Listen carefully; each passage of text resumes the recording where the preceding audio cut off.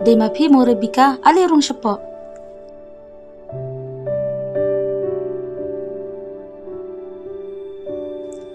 Esther ngakwa banwan yewer penlik jing eseng mentakasni. Penlik ni kumno? Kumno kinyan kentan haba pilawan kod yanga hadu haying ngan lejing eseng bin mentakasni rengkan berpi. Tu kata Esther, sakre kam kloy mo kenang bengini yo penlik kam kloy seyeng mani. Haot to ngan sakre kam kloy.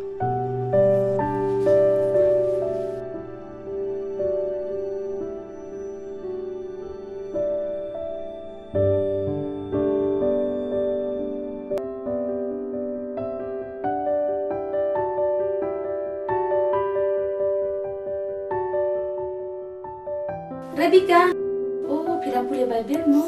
Oh haot kin, ale syam.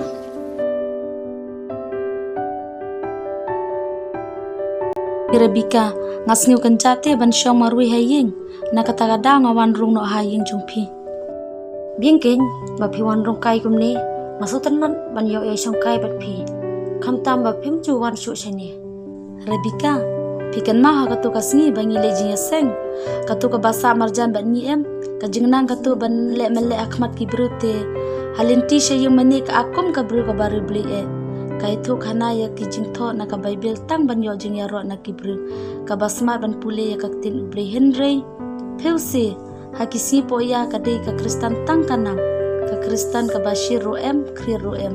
Ka dei ka bru ka ba arsam ka ba daini ka jinglong hadu ba ki bahaying baro ki la isilut te ya ka.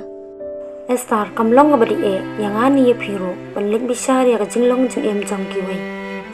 Henry kabadan kam kalong bapin kmi shua yang lagi jong ki donon.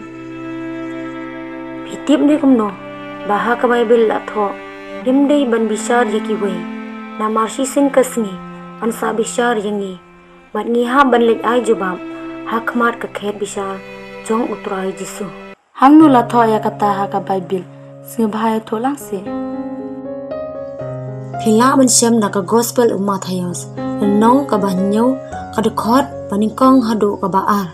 Kikintin ki baong kumni. Wat bisar ba on om bisar ye phi. Nabada ka jing bisar ba phi bisar on bisar ye phi. Pada ka jing thau ba pi thau on thau pat ye phi.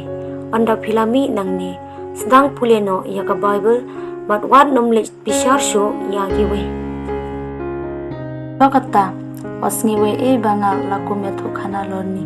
Ando melin sho na do mentakasni.